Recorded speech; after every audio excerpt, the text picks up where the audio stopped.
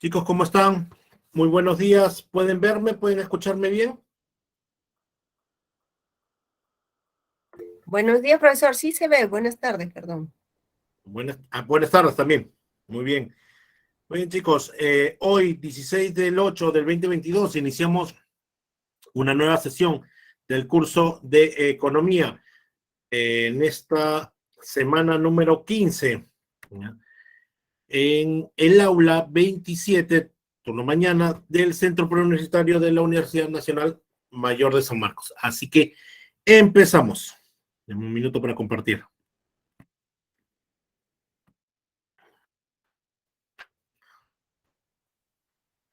Muy bien.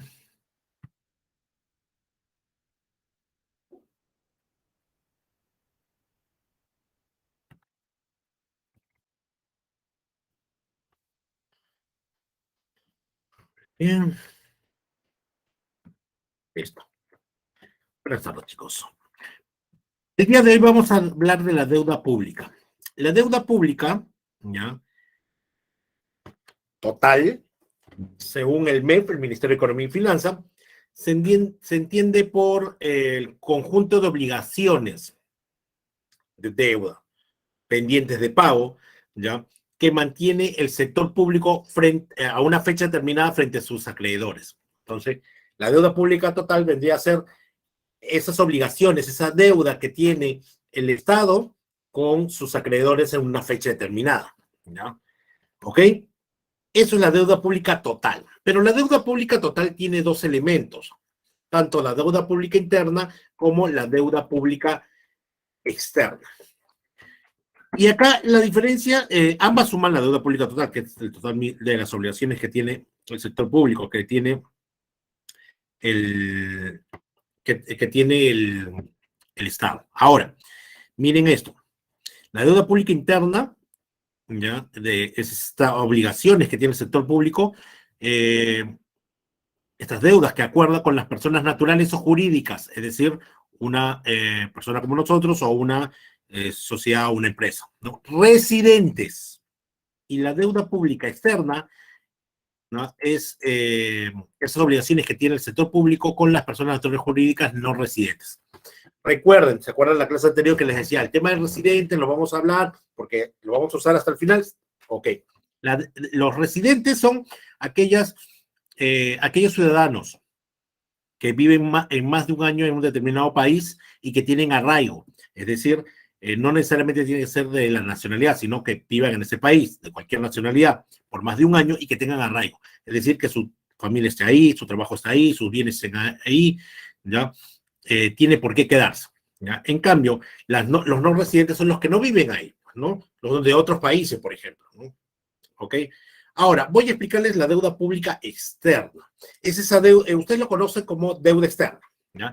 Es esa deuda, la que conocen, que nos han dicho en toda secundaria, en todo el colegio, que es impagable, que es la que no nos permite crecer económicamente. Hay ciertas verdades o ciertas falacias también, o verdades a medias en esto. Primero, esta deuda pública externa, ¿ok? O deuda externa, sí, pues no nos permite crecer como debiéramos, pero hemos crecido a pesar de dificultades y seguimos creciendo. Entonces, no es que no nos permite crecer, no permite crecer como debiéramos, ¿no? Es como tener pesas en los pies y no nos permite correr a la máxima velocidad, pero avanzamos, ¿ok? ¿Por qué se dice que es impagable? Porque a pesar de, como les dije en la clase anterior, nosotros, el 40% del PGR, el Presupuesto General de la República, se va en pagar la deuda externa y sus intereses, ¿ya? La deuda no baja significativamente, ¿ya? O sea, de pesar que pagamos un montón, no baja significativamente. Es que estamos pagando un poco más el mínimo, como cuando tenemos una deuda con SAO, con Ripple. Si tú pagas el mínimo, te vas a volver viejo hasta que termine de pagar la deuda. No, no baja, no baja.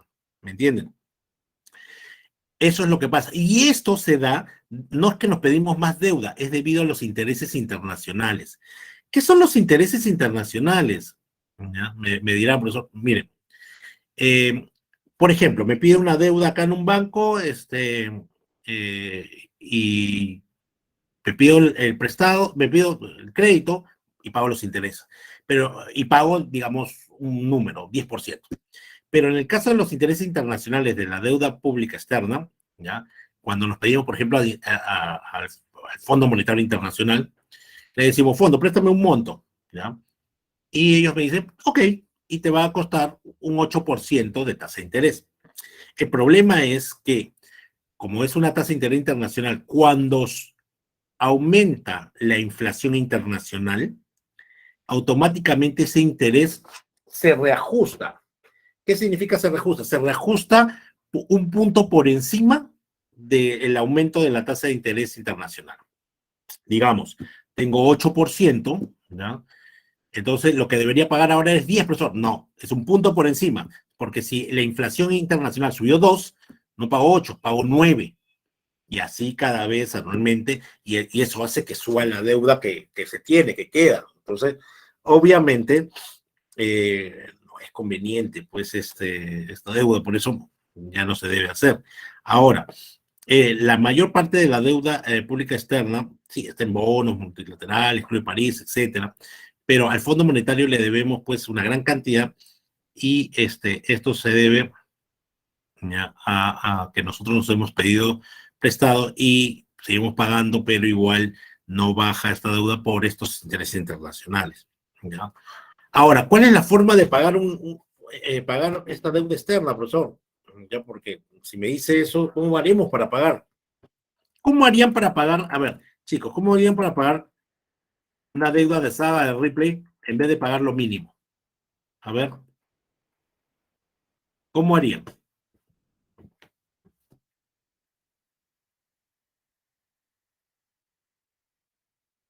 ¿Mm? ¿Cómo han hecho? Lo lógico, pagar lo más que puedo, claro, pero no sabemos cuánto es. Ahora, profesor, pero yo tengo reservas. Las reservas internacionales, más o menos me dijeron que estaba entre un tercio y un cuarto de la deuda externa. Sí, más o menos un poquito más de un cuarto. Claro, eso sería lo ideal, Obed, pagarlo en una sola cuota, pero no tenemos la plata. Si con todas nuestras reservas llegamos a un cuarto, ya. Paguemos, profesor, y bajamos la deuda. El problema es que las reservas es para una contingencia, un terremoto, una guerra, la pandemia. Entonces no podemos estar gastando porque en el momento que nos quedamos sin reservas internacionales, tenemos a nuestros vecinos en todas nuestras fronteras queriendo atacarlos porque saben que no podríamos aguantar una guerra, no tendríamos dinero ni para las balas. Otra pandemia nos mata a toda la población. Un terremoto no podríamos reconstruir los sistemas productivos, ¿no? Terminaremos como Tahití, ¿no? Entonces, bueno, pues, entonces, profesor, ¿cuál es la solución? ¿Ya? La solución es crecer, producir ingresos 5 veces por encima de la actual reserva internacional. Tenemos que crecer bastante. ¿Ya? Obviamente no va a ser de la noche a la mañana, pero tenemos que crecer bastante. Profesor, pero si me dice que hay un cuarto, faltarían 3 partes nada más. ¿Por qué 5? Porque tienes que dejar algo en la reserva. ¿Ya? Por ejemplo, ¿cómo hizo Venezuela para pagar su deuda externa? Con todo el petróleo, vendió todo el petróleo y pum, pagó en una sola. Pero ven que no solamente la deuda externa es lo que genera crisis, porque miren cómo está Venezuela. Ahora bien, miren, yo no hablo de política, pero sí hablo de cosas económicas. Hay presidentes que han hecho cosas buenas económicas, a pesar de que han robado, y muy mal que hayan robado, ¿ya? Pero hay que aprender de esas cosas buenas que han hecho ellos para ser probo, ser honrado y hacer las cosas que se tienen que hacer económicamente. Por ejemplo, yo no entiendo cómo están repartiendo bonos. El bono ya no hay, el bono ya no hay, el yo no ya ve, el bono familiar, el multifamiliar, el de la familia de afuera, el bono universal, el bono tras universal, ¿no? El bono no sé qué bono más están inventando. Cuando no es tu plata, qué bacán es soltar y regalar. Ahora míralo en ti. Tú tienes 100 soles. Te ganaste 100 soles trabajando, ¿ya? Pero ya no vas a tener trabajo porque estás estudiando. Y comienzas a comprarte un helado, le invitas el helado y la gaseosa a tu amigo, a tu enamorada, ¿Cuánto crees que así, regalando plata, dando bonos, ¿ya? A los demás va a durarte esos 100 soles? Ya, ahora llévalo macro a país. Obvio que no. Y peor, cuando los ingresos que generas son menos que los que tenías antes en gobiernos que guardaron plata. Estás gastando la plata del Estado. Estás gastando nuestra plata. ¿Ya? Y no está produciendo nada. Entonces, ¿qué va a pasar? Cuando se acabe, ¿ya? Vas a hacer, miren, lo que hizo Belaunde. No, pero Belaunde no robó. Sí, no robó. Pero ¿saben qué hizo? ¿Ya?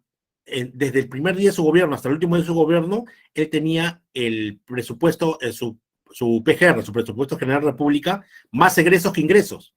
Entonces, ¿cómo hizo para que no entrara crisis? Deuda externa, se pidió. Como no había reservas, ¿ya? No podía completar. ¿Qué hizo? Se pidió deuda externa, se pedía. Y nos hipotecó y nos dejó con una tremenda deuda externa. Esa es la realidad, señores. ¿Ya? Ahora bien, en esta deuda pública interna, que es a los residentes. El problema que a partir de Fujimori para adelante, pasando con Toledo y todo, lo han hecho muy bien los demás, ya no está como política económica pedirse deuda externa. Es muy cara, demasiado costosa. Y gracias a Dios, el precio del cobre, los minerales y las cosas nos han ido bien y hemos tenido más ingresos que egresos, ¿ya? Y algunos años sí hemos tenido menos debido al COVID, debido a los problemas internacionales que había, ¿ya? Pero son años muy puntuales. Pero faltaba dinero. Entonces, ¿cómo hicimos si no nos queremos pedir deuda externa? Generamos, ¿ya? Deuda interna y externa a base de bonos. El Estado generó bonos, se generó bonos para generar deuda. Es decir, los bonos que emitió por el Estado se llaman bonos soberanos. Entonces, ¿qué hacen? Esos bonos soberanos me faltan de repente unos 50 millones de dólares para completar mi presupuesto. Entonces saco bonos por ese monto y lo pongo en la Bolsa de Valores de Lima. Y la gente lo compra, los residentes lo compran. Y una parte también lo cobran los no residentes. Entonces, aquellos que compraron los bonos soberanos, ¿no? Y instituciones que compran parte de la deuda del Estado, ya se llama deuda pública interna, ya sea la ONP, el Banco de la Nación, el Banco Central de Reserva, otros y los bonos soberanos que se venden. Entonces, la deuda pública interna y externa suman la deuda pública total. Obviamente, el monto mayoritario de la deuda es externo. ¿Ya? ¿Ok? Miren la deuda pública después de la pandemia.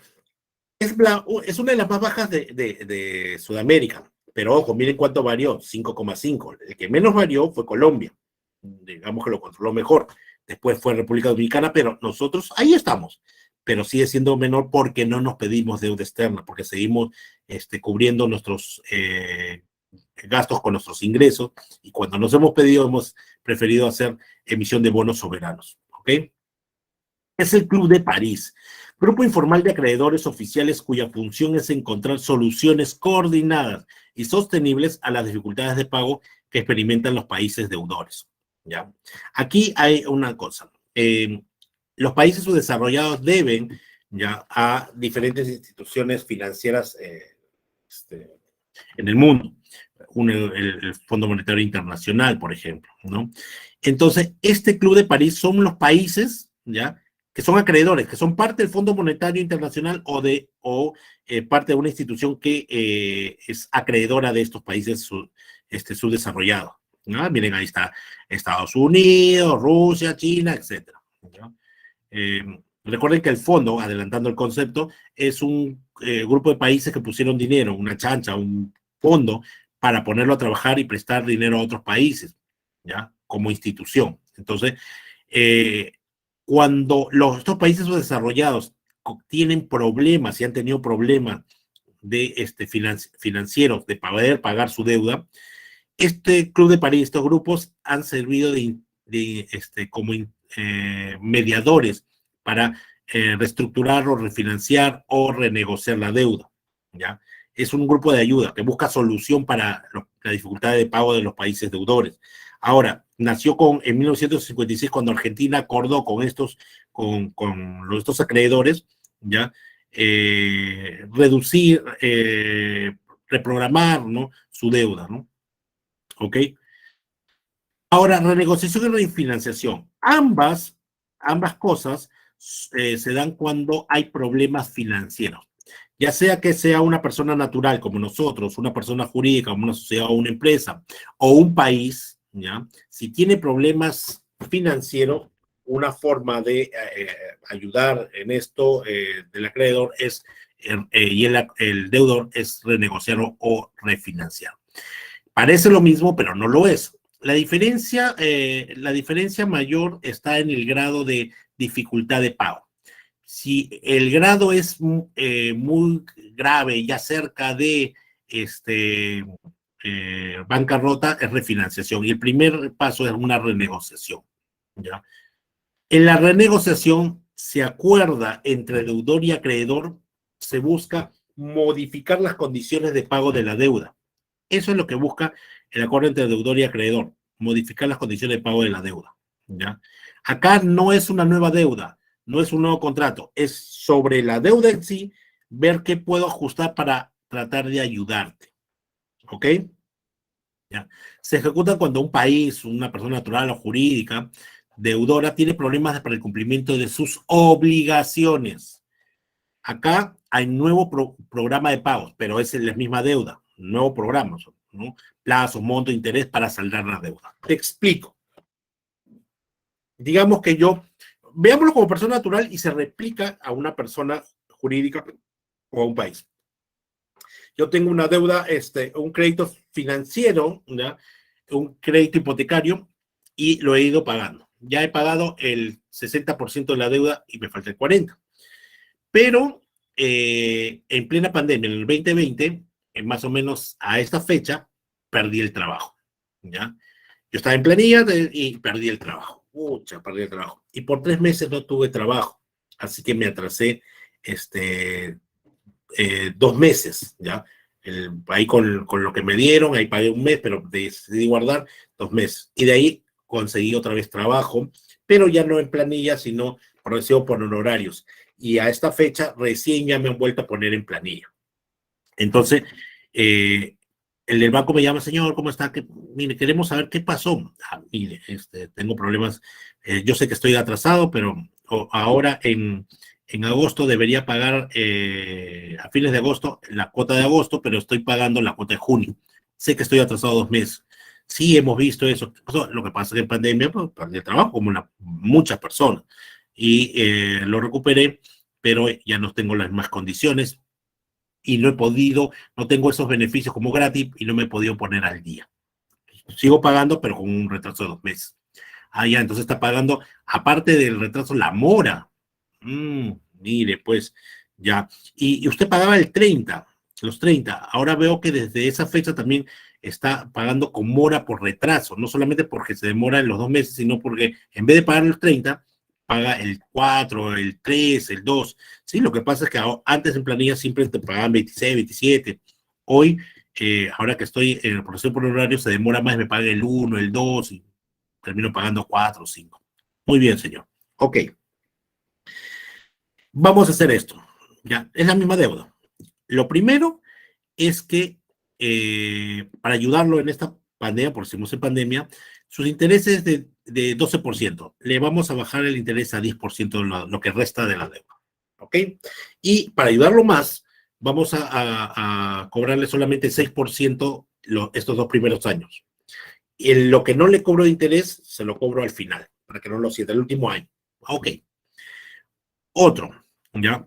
Los plazos. Usted pagaba el 30, su nueva fecha de pago es el 5. Primero, para que no se retrase, entendemos esto, y para que no aparezca su historial crediticio como que es moroso. Ok, dice. Siguiente, ¿ya? Siguiente. Van a hacer lo siguiente. Es que tiene atrasado 2 meses, como dijimos, ¿no? 2 meses. Entonces vamos a hacer un nuevo cronograma de plazos, ¿ya? Como ya está en planilla, de acá hasta el próximo año, lo que va a pasar es que en diciembre y en julio va a pagar cuota doble, ¿ya? La cuota doble más los intereses de los meses que no me ha pagado, ¿ya? Lo pongo ahí. Entonces, como ven, es una renegociación. La misma deuda, con mejores plazos, con montos para ponerme el día y mejores intereses para ayudarme en estos momentos de necesidad. Pero no hay nada más. Ok, lo hago, me pongo el día y todos felices, todos contentos. Refinanciación, ¿ya? Significa gestionar la firma de un nuevo contrato de crédito, a menudo en mejores términos que el anterior contrato. Este tipo de operaciones se ejecuta cuando el país deudor, olvídense del país deudor, cuando hay un buen estirar, generalmente esto se da así, fácil, eso es letra, no dice un buen estirar que le dice, no. Recuerden una cosa, chicos, no debes dejar morir a la gallina de los huevos de oro, no debes, ¿ya? Porque después de la financiación, lo siguiente que viene es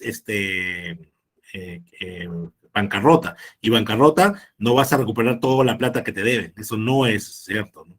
Entonces, ¿qué pasa en refinanciación? Miren, igual que el caso anterior, pero hay una diferencia. Perdí el trabajo y estuve 3 meses sin chamba.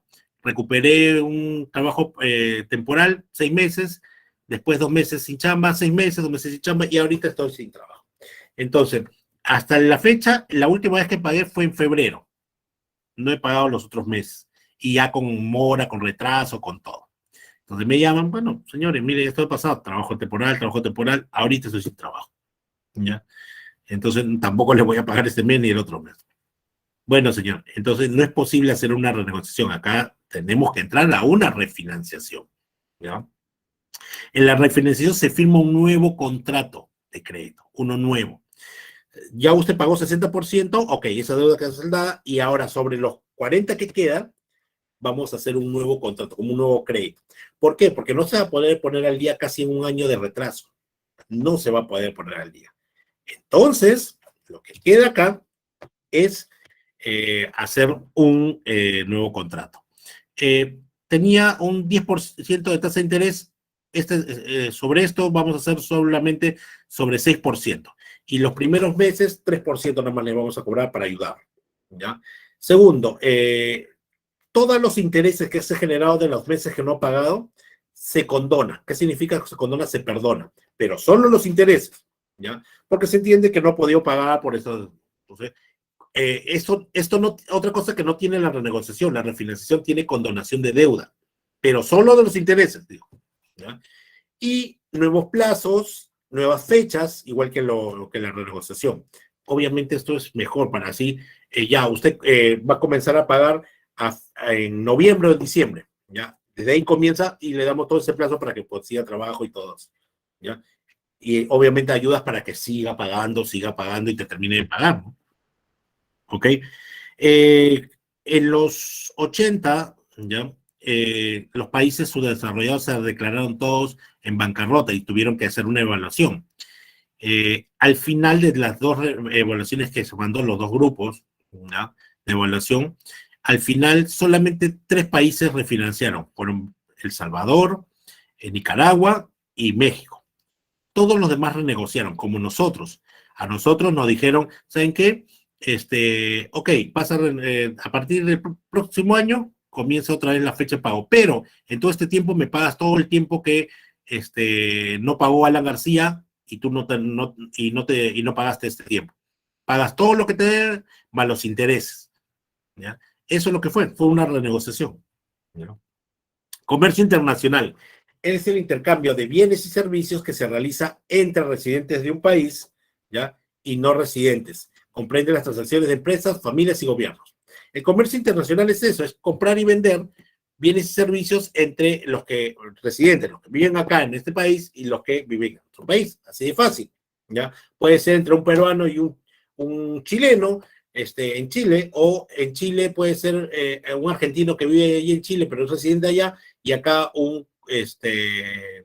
por ejemplo, un colombiano que vive acá. Puede ser. O sea, la cuestión es que sea residente. Ya saben lo que significa residente y no. ¿Ya?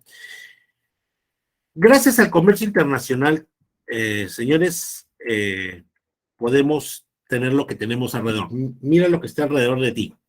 ¿Ya? Gracias al comercio internacional, ¿ya? Hermanos, hermanas de lentes, podemos usar lentes. Para que vean, ¿ya? Las diferentes condiciones de producción. Miren, los lentes no son ciencia futurista, no son Google Glass, ¿no? No son cosas tecnológicas, es algo simple. Pero hay países que tienen mejores condiciones de producción y por ende pueden hacerlo más barato y de mejor calidad que otros países, ¿ya? Yo les, yo les doy 100 soles, ahí les yapeo ahorita o les prineo 100 soles que me enseñen una montura que diga Made in Perú. No hay. ¿Por qué? Van a decir Made in China, Made in Taiwán, Made in Corea, etcétera. ¿Por qué? Porque ellos tienen mejores condiciones de producción. Miren, sin comercio internacional no tendríamos computadoras, televisores, celulares, ni siquiera un foco, ni siquiera un foco, ¿ya? Entonces, ven esas diferentes condiciones de producción. Hay países que tienen las condiciones para producir una cosa y otros otra, ¿no? Por ejemplo, nosotros tenemos expertise en minería, en gastronomía, en ¿cómo se llama? Agroexportación, ¿no? Y los países no se autoabastecen, dice. Eso es verdad. Hay países que no producen lo suficiente como para autoabastecerse. Yo no me pregunto cómo haría Alaska para abastecerse de vegetales, si no puede hacerlo en su territorio. Igual Arabia, ¿ya? No se autoabastece. Y otros pueden abastecer a otros países. Por ejemplo, Venezuela tiene un montón de petróleo, Bolivia tiene un montón de gas, nosotros tenemos minerales, entonces abastecemos a otros países. Los costos diferenciados. ¿Saben por qué no hacemos ni siquiera un celular acá? Porque hacer un celular acá, hacer la industria, la tecnología, la capacitación, todo, después de hacer el celular, tendremos un celular que cuesta unos $50,000 y Made in Perú. Entonces, ¿yo para qué tendría que comprar un celular de Made in Perú de $50,000 si puedo comprar un Xiaomi por, no sé, $80? Entonces, los costos diferenciados también es una razón de comercio internacional, ¿no? Hablemos de la ventaja comparativa y la ventaja competitiva. La ventaja comparativa, ¿quiénes hacen ventaja comparativa? Es una característica en los países subdesarrollados. David Ricardo sostiene que producir y exportar productos que puedan fabricar a costos más bajos que el resto de los países. Eso es una ventaja comparativa. Entonces, como la ventaja comparativa, los países deben producir y exportar aquello que les resulta más barato o costos más bajos, ¿ya? Hacer, ¿ya? Eso es lo que tengo que realizar. O sea, si yo puedo hacerlo más barato que la competencia, eso debo producir y exportar. En cambio, debo importar aquello que me resulta muy caro hacer, ¿ya? ¿Ok? Perú-Chile, ya para no irme, bueno, Perú-Chile. Hablemos de la ventaja comparativa de la minería. A pesar de que los dos son mineros, Perú tiene cierta ventaja comparativa que lo lleva a competir. Mira, hay tres cosas de Chile que tienen que saber. Su pisco es horrible, su comida es más horrible, pero si tú haces minería ya y haces una mina, lo más seguro es que encuentres cobre en grandes cantidades. Por algo no es el primer productor de cobre. Pero en el Perú, ya, tienes una ventaja, que puedes, cuando haces una mina, lo normal es que encuentres dos o tres minerales más, ¿ya? Es decir, encuentras cobre y zinc, ¿no? Cobre, plata, cobre, zinc, oro, ¿no? Entonces, cuando el precio del cobre baja, le afecta más a Chile que a Perú porque tiene los otros minerales que se mantienen. Hay una ventaja. Segundo, la minería en Chile está entre el 70 o 75% es minería formal y solo el 20 o 25%, 25-30 es informal, ¿ya? En el Perú es igual, pero al revés, ¿ya? El 70-75 es informal y solo el 20 o 30 es formal, ¿ya? Eso genera una ventaja en costos. ¿Por qué? Porque mientras que en Chile la gente está en planilla, ¿no? Los mineros están en planilla, tienen seguros de vida caros, tiene todos los implementos necesarios para hacer, ¿ya? Y al ser una empresa formal, tiene costos de los trabajadores más altos. En cambio, acá en el Perú, al minero le dan una soguita, una velita misionera, ¿no? Y una cuerdita, ¿no? Y no están en planilla, no pagas ningún seguro, obviamente es más barato. Allá en Chile, como son formales, pagan tributos, acá no, ¿ya? Allá en Chile, como son formales, las máquinas para que se utilizan en la mina, separación de metal y la tierra, usan máquinas eco-amigables, es decir, que no contaminan mucho. En cambio acá, como no hay control, lo que hacen es usar mercurio, y ese mercurio que es recontra contaminante lo echan en el río, ¿ya? Pero más barato, ¿ya? Y por último, ¿ya? Por último, tienen que entender que hay una ventaja que tienen que tener en cuenta, ¿ya? La ventaja que es la ventaja que da el posicionamiento los puertos de cada uno de ellos. Puerto con mucho menor costo y con más ventajas sigue siendo el Callao, ¿no? Al final, podemos competir y hacerlo de los mismos costos más bajos que Chile. Igual pasa con Estados Unidos y, por ejemplo, los productos de pan llevar, los agroexportadores, espárragos, cachofas, etcétera, ¿ya? Acá tenemos 64 microclimas y podemos producir varias veces al año. Puedo producir en la costa, en la sierra, en la selva, y varias veces al año. En cambio, allá una sola vez o vez y media, porque tiene sus estaciones bien extrema, ¿no? Hay un frío extremo, entonces no te da para producir tantas veces al año, ¿ya? Otra cosa, el tema en Estados Unidos, el agricultor está en planilla, tiene todos los beneficios. Acá el campesino lo pesetea, ¿ya? Y por último, tienes un producto que es más rico en el Perú que allá, tienes una ventaja, ¿ya? Eso es la ventaja comparativa, ¿ya? En cambio, la ventaja competitiva, la que sostiene Michael Porter, ¿ya? Dice que los países los países desarrollados tienen generalmente esta ventaja competitiva. Plantean la necesidad de producir no solo tomando en cuenta los costos bajos, sino la calidad de producirlos. Y la competitividad se crea en base al progreso e innovación. Es decir, BBB, bueno, bonito y barato, más o menos. De buena calidad, a bajos costos, innovadores, ¿ya? El problema es que hay países que son desarrollados como Suiza, como Japón, que son cosa de nada, no tienen ninguna reserva, ninguna ventaja comparativa. Entonces tuvieron la necesidad de crear su propia ventaja. Y miren cómo son países de Luxemburgo también. No hay un mayor lugar de producción, pero ellos son países desarrollados, no como nosotros que tenemos un montón de recursos, ¿ya? Lo que pasa es que, imagínense Japón. Imagínense Japón es una isla de nada, ¿no? Una isla pequeña, a comparación del Perú, imagínense. Pero es desarrollada, ¿por qué? Miren, ¿qué tiene de bueno Japón? Su ramen, profesor. Nuestras sopas son más ricas. Su trago, profesor, es asqueroso el sake, ¿ya? El sushi, no, el sushi es horrible. No, es rico, profesor, no, es horrible. Si tú comes el verdadero sushi con pescado japonés, no te va a gustar. Es porque está con pescado de nosotros y con ingredientes de nosotros, pero el verdadero no te va a gustar, ¿eh? O sea, es muy seco, salado, etcétera. ¿Qué minerales tiene? Ninguno. Tenía carbón mineral, pero hace años que se acabaron las minas. Ya no hacen más hueco porque ya no hay, y si hacen más hueco, hacen un hueco en la isla y se hunden, ¿no? El, eh, los primeros 200 kilómetros desde las orillas del mar hacia adentro no puedes producir nada porque es tierra salada, ¿no? Arena. Y el centro es volcánico.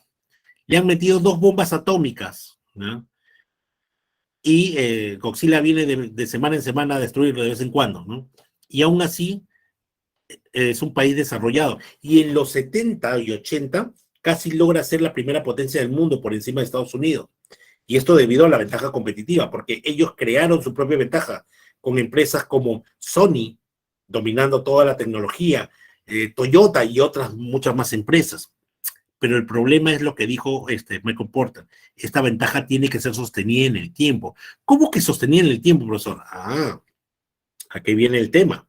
Ya tiene que ser sostenida en el tiempo. ¿Por qué? ¿Ya? Por una cosa sencilla, ¿no? Chicos, si tuvieran dinero, si tuvieran plata ahorita y pudieran con ese dinero comprar un televisor, ¿qué marca de televisor comprarían? No, LG y Samsung, marcas coreanas. El problema que les ganaron en su juego de ventaja competitiva. Los tigres del Asia, ¿ya? Corea del Sur, Singapur, Taiwán, Vietnam y por último, China, les ganaron en ventaja competitiva, hicieron productos más innovadores, de mejor calidad y más precios más baratos. Entonces, ahí está el tema de la ventaja competitiva. Lo que pasa, señores, es que un país debería tener muchas ventajas comparativas, bacán, pero crear su propia ventaja competitiva. ¿Por qué? Porque la comparativa se acaba, porque no es parte, no es algo que tú puedas crear, sino depende de ciertos factores, como por ejemplo, cuando se acabe el mineral, ¿qué vamos a hacer? ¿Ya? ¿Qué vamos a hacer si casi el 60-70% de ingresos es por los minerales? Cuando se acabe, ¿qué vamos a hacer? ¿De qué vamos a vivir? ¿Ya? Lo tienen claro, por ejemplo, los países arábicos que crean servicios, hoteles de 7 estrellas, lugares turísticos, creados artificialmente porque están creando su propia ventaja. El problema es que saben que el petróleo no va a durar para siempre y tienen que ir migrando a otra cosa, ¿ya? Entonces, miren, si yo les digo a uno de ustedes jóvenes, una competencia, una vuelta a todo el campus, ¿quién gana? Me van a decir, el alumno, profesor, porque es más joven y es más flaco, usted está tacuchi. Ya. El problema es que si tú me pones a, a competir contigo, tú a mi misma edad, perdiste la ventaja comparativa de la edad. O yo, o mi yo joven compite contigo, te gana, porque ya no tiene esa ventaja. ¿Ya? Yo era delgado, yo era atleta, hasta que me lo comía a mi yo joven, ¿no? Entonces, pero puedo generar una ventaja competitiva. Me pongo en forma, hago dieta, me entrena un entrenador particular y logro tener resistencia. Tal vez te pueda ganar si tú solamente avanzas en ventaja comparativa. La competitiva sostiene a las empresas en el tiempo, a los países en el tiempo.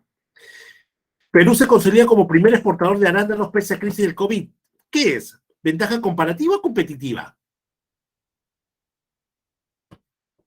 A ver, ¿qué es? Se consolidó como primer exportador de arándanos. ¿Comparativa o competitiva? Comparativa. ¿Por qué? Porque simplemente nos fue bien en la producción de arándanos. O sea, plantamos y ese año las plantas dieron más y hubo más demanda. No hicimos nada. ¿Ya? En cambio, Apple, con un simple movimiento, recuperó la ventaja sobre Huawei y Samsung. Y creó aparatos mejores, creó más tecnología, dio más cosas y obviamente logró una ventaja competitiva. ¿Ya? Comercio internacional, señores. Estos son los elementos: divisas, el RIN, las reservas internacionales, los DEG, derechos especiales de giro, tipo de cambio y arancel. Las divisas son todo el dinero de países desarrollados que por ende son estables y que nos sirven para cumplir con nuestras obligaciones internacionales, para el intercambio de bienes y servicios. Las divisas más importantes en el mundo son el dólar, obviamente más comercial y más estable, como ya hemos visto. Después está el euro, después está la libra esterlina, el yuan y el yen. ¿Ya? El yuan de China, el yen de Japón. ¿Ok? ¿Qué son las reservas internacionales? El RIN. Las reservas internacionales son la suma de esas divisas que estamos hablando y el oro que hay en las bóvedas del Banco Central de Reserva del Perú. Son nuestro ahorro. Esas divisas sirven para pagar nuestras obligaciones de comercio internacional y para pagar nuestras obligaciones de deuda externa, ¿ya? Y como dice, es una reserva. El RIN es para cualquier emergencia, un terremoto, un maremoto, algo que hay que reconstruir. Como les dije, ¿cómo creen que han pagado las vacunas que son tan caras, ¿no? Para una guerra, etcétera. Y el DEG, el Derechos Especiales de Giro, ¿ya? Cuando nos dimos de deuda externa, ¿cómo nos entregaron el dinero? ¿Ya? Porque el DEG dice que son derechos especiales de giro, es un activo de reserva internacional creada en 1969 por el Fondo Monetario Internacional para completar las reservas oficiales de los países miembros. Lo que pasa, señores, es que el Fondo Monetario Internacional no mandó un avión y soltó una bolsa de dinero en el Banco Central de Reserva. Tampoco hicieron a través de un depósito en la Nadine Card, ¿no? Tampoco mandó una flota de camiones blindados para entregar el dinero, no, lo hizo a través del DEG. Estas reservas para completar los problemas de balance de pagos el Fondo Monetario Internacional se comunicó con el Perú y le dijo, oye, dame la cuenta de algunos de los bancos más grandes de tu país y ahí por ahí vamos a mandar el dinero hasta la cuenta del Banco Central de Reserva. ¿Ok? El tipo de cambio. El tipo de cambio es el equivalente de una divisa, ¿ya? Internacional frente a la moneda nacional. Es decir, en este caso, un dólar equivale, ¿ya?, a 3.85 soles. ¿Ya? Arancel es un tributo, más específicamente es un impuesto indirecto, ¿ya?, el cual te cobra el país te cobra por dejarte traer productos del exterior para venderlos acá, te cobra un porcentaje.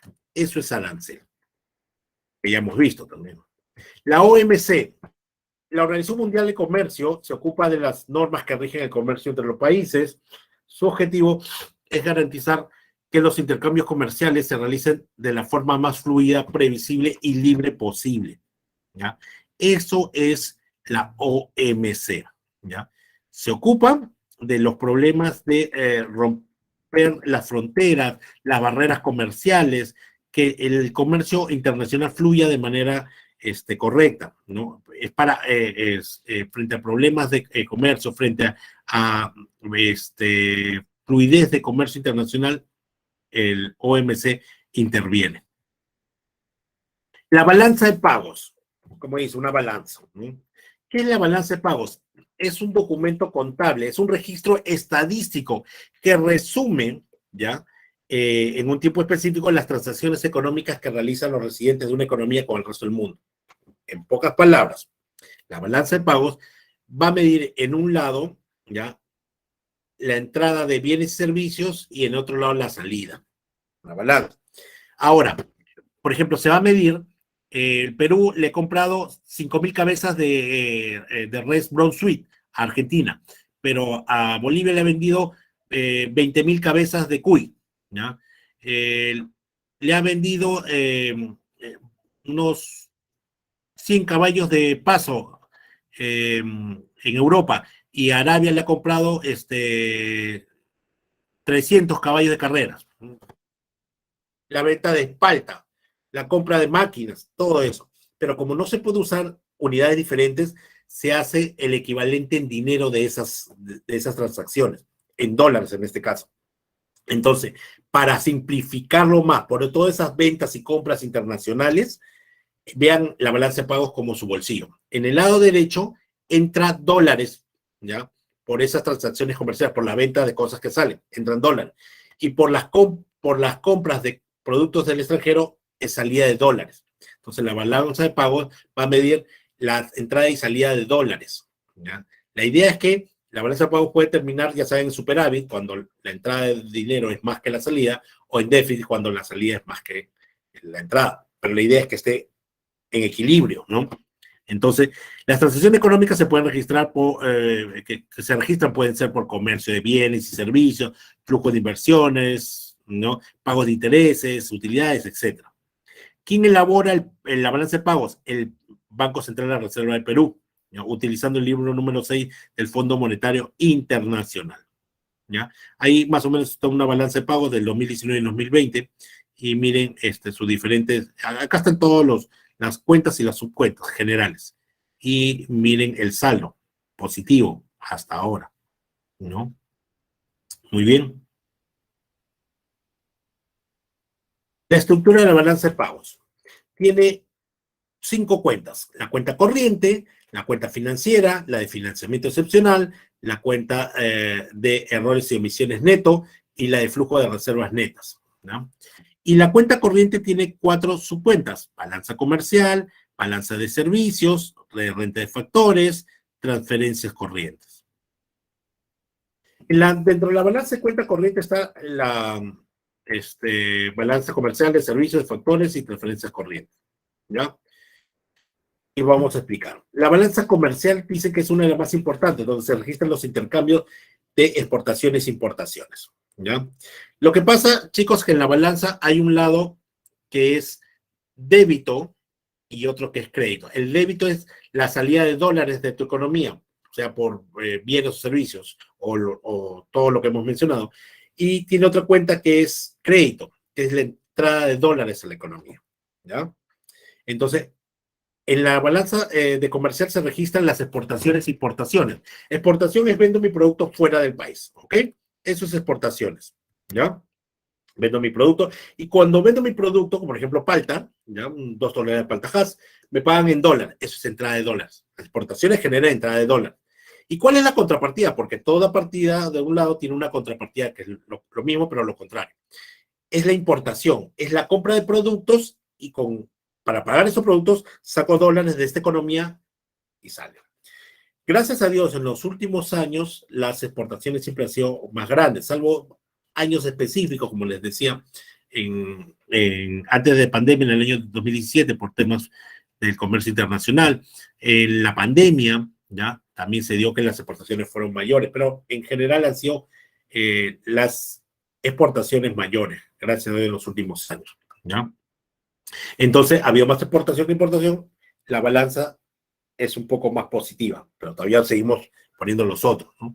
Hay superávit comercial donde las exportaciones son mayores que las importaciones, déficit cuando las importaciones son mayores que exportaciones y equilibrio es cuando tienen el mismo monto tanto de exportación e importación. ¿Ya? Ahora, la segunda balanza, la balanza de servicios. Se registran las transacciones de servicios de un país con el resto del mundo, los servicios. ¿Ya? ¿Ok? Se da el saldo de la diferencia de las exportaciones e importaciones de servicios. Por ejemplo, una cosa que trae ingreso de dólares y de servicios son los turistas, sean chinos, sean norteamericanos, ya vienen a Machu Picchu. El avión de su país acá no entra dentro de la balanza de servicios, pero sí el avión de acá, de Lima hasta Cusco. El hotel también es un servicio, el restaurante también es un servicio, la discoteca es un servicio, el tren a Cusco es un servicio, ¿ya? La entrada a Cusco es un servicio y todo lo demás que es un servicio. Y por eso el turista viene y gasta su dinero y eso es entrada de dólares. ¿Cuál es la contrapartida? Lo mismo, pero que genera lo contrario. Vendría a ser lo mismo, pero que genera lo contrario. Vendría a ser cuando nosotros, los peruanos, nos vamos a turistear al mundo.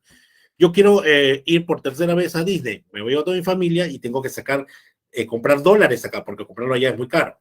Compro acá dólares y voy y lo gasto allá. Y eso es salida de dólares. Y pregunta, ¿qué es más? ¿No? ¿Qué es más? ¿Los turistas que vienen y gastan y es entrada de dólar o los peruanos que van a turistar al mundo? No, los turistas que vienen. Entonces todavía sigue siendo positiva la balanza. La balanza de renta de factores registra el valor de los ingresos que obtienen los factores productivos de propiedad de los residentes del país en el exterior. ¿Ya? Ahora, y dice, y los egresos producto del pago de los factores productivos. Lo que pasa es que, por ejemplo, hay uno de los factores productivos es la ganancia, ¿ya? ¿Ya? Las rentas de inversión, los intereses, las utilidades, las ganancias que da una inversión. Por ejemplo, ¿qué tiene de común Banco Azteca y Ripley? Es que ambos son empresas extranjeras. Ambas han tenido utilidades, pero esas utilidades que ha obtenido Ripley acá no las gastan acá, las mandan a la casa matriz, en este caso a Chile y en el caso del Banco Azteca a México. ¿Okay? Entonces, eso es salida de dólares. ¿Y cuál es la contrapartida? Que una empresa peruana, como Cola Real, que tiene sedes en diferentes partes, en esos países que tiene sede, ha tenido ganancias y mandan las ganancias al país de origen. Eso es entrada de dólares. Pero, ¿qué es más? ¿Las empresas extranjeras acá o las empresas peruanas en el extranjero? No, las empresas extranjeras acá. Entonces, salida de dólares. Ya se está balanceando, como ven. ¿Ya? Las rentas de trabajo, por ejemplo, ¿ya? Acá el peruano que está trabajando en la embajada de Japón, de Perú en Japón, ¿ya? Obviamente el Perú le paga su sueldo y él gasta en comida, en vivienda, en transporte, en colegio, toda la plata que recibe acá, la gasta allá, es salida de dólares. Pero ahí la contrapartida es casi lo mismo. Los extranjeros que están en embajadas acá en el Perú, ¿ya? Por ejemplo, la embajada de Estados Unidos, esas personas le paga el sueldo el gobierno de Estados Unidos, pero gastan acá, eso es entrada de dólares. Ahí va, ¿ya? Otra cosa que entra en la renta de factores es el pago, por ejemplo, de capital, los intereses, ¿ya? Acá entran los intereses, no solamente los intereses de que una empresa ponga dinero a plazo fijo en el país y obviamente la ganancia se lo lleva, ¿no? También están los intereses de la deuda externa. Acá entran los intereses de la deuda externa. Y tiene una contrapartida de eso. Esa no tiene, o sea, existe para crear, pero no hay. ¿Por qué? En un país imaginario que le prestáramos dinero a Bolivia y no está pagando los intereses, eso sería, pero no existe. ¿Ya? Muy bien. En la balanza de transferencias corrientes, registra aquellas operaciones que no tienen, ¿ya? Una contraprestación directa como remesas, donaciones y bienes. Todas tienen una contrapartida, pero las donaciones no tienen una contrapartida. Cuando pasó lo de Pisco, ¿ya? Cuando pasó lo de Pisco, nos donaron dinero y bienes, eso fue ingreso, pero no había una contrapartida porque en ese momento no estamos obligados a donar nada, ¿no? Porque la donación es una ayuda internacional que se puede dar en situaciones de crisis, tanto desde organismos no gubernamentales como también de organismos fiscales. Perfecto. ¿Ya? Pero, por ejemplo, 2 años después hubo el terremoto en Chile y también donamos dinero y eso salía de dólares, pero no tiene, en ese mismo momento no tiene una contrapartida. Ahora, remesas, ¿ya? Dice, se considera que las remesas de dinero a países extranjeros ocupan el segundo puesto en movimientos financieros más importantes. Las remesas mantienen el capital en permanente movimiento. ¿Por qué? Han visto cuando Perú ha jugado en el extranjero, somos como local, porque en la época de crisis del Perú, igual que en los hermanos venezolanos, hay peruanos en el mundo, en todas las partes del planeta. Eso es lo bueno. Pero de repente tienes un tío que vive en el extranjero. ¿Qué hace tu tío? Manda dinero, o tu tía, para la abuela, para el hermano, o para que mantener la casa de la familia, etcétera. Entonces esas son remesas, dinero que ellos que están en el extranjero mandan acá, ¿ya? Y no tenía una contrapartida hasta que llegaron en el Perú, los migrantes de los hermanos venezolanos, los colombianos, los argentinos, que trabajan, lo que ganan lo pasan a dólares y mandan a Venezuela o a Argentina, a su país de origen, ¿ya?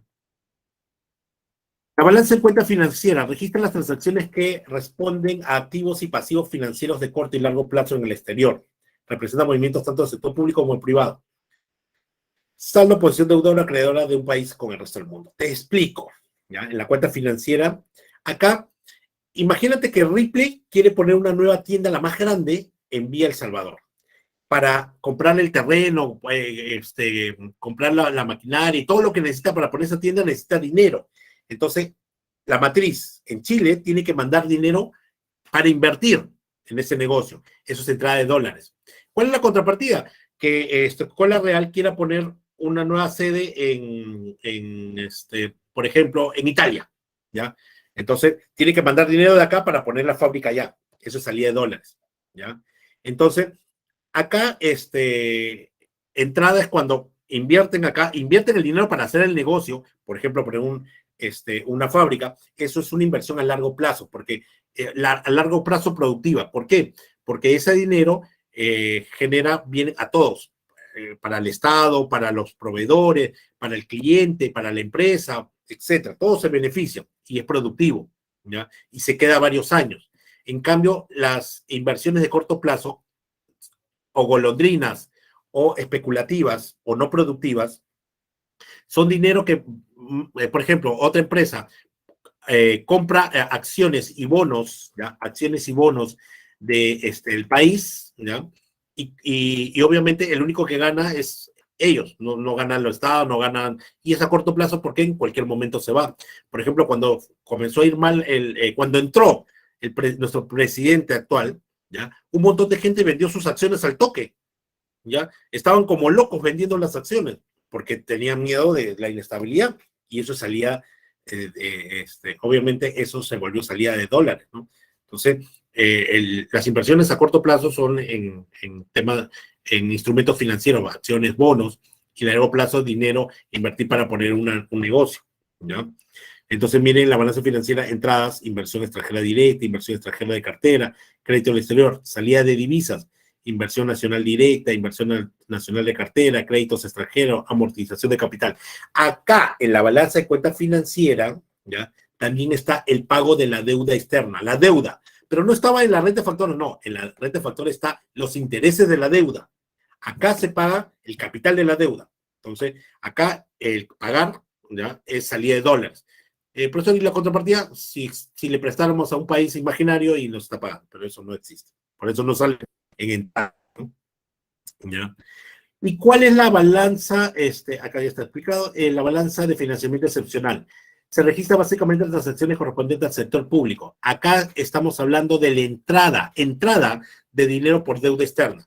Cuando nos pedimos deuda externa para completar nuestra PGR, nos dieron los DEC y entró dinero. Eso es entrada de dólares. Esto es cuando nos pedimos deuda externa. Muy diferente que la balanza de renta de factores, que es pago de los intereses de la deuda y la financiera de la deuda misma. Acá sería cuando entra dinero. Eso sería entrada de dinero, cuando nos pedimos deuda externa. ¿Ok? Acá está el financiamiento, las condonaciones, etcétera. ¿No? La balanza de errores o omisiones netos. Se registran las transacciones con el exterior que no se logran identificar parcial o totalmente con el objetivo de preservar el principio de doble partida. Acá no sabes, no puedes poner de dónde vino el dinero, pero acá del contrabando que se incautó, se vendió eso y generó entrada de dólares. La compra o piratería también se decomisó cosas de piratería, ahí también entra en la balanza de error de emisiones. Dinero que por narcotráfico, los bienes de los narcotraficantes, por el dinero de las aceitadas, de la corrupción, también cuando la casa de Montesinos lo incautaron y todos sus bienes, todo eso se vendió y entró como ingreso de dólares a la economía, pero no se puede poner contrabando, piratería, narcotráfico. Se llama balanza de errores o omisiones netos. Y la balanza, el resultado de la balanza de pago simplemente es la suma de todas las balanzas anteriores y el flujo de reservas de estas en el RIN se calcula a partir de la variación del saldo. Es decir, si sale un saldo, un superávit, cuando sale positivo, ese saldo va a las reservas internacionales. Si sale déficit, hay que buscar completar a través de deuda o emisión de bonos soberanos, ¿no? Y estas son las claves, chicos. Eso sería todo. Estudien, por favor. Muchas gracias. Nos vemos la otra semana. Cuídense. Ya estamos acabando.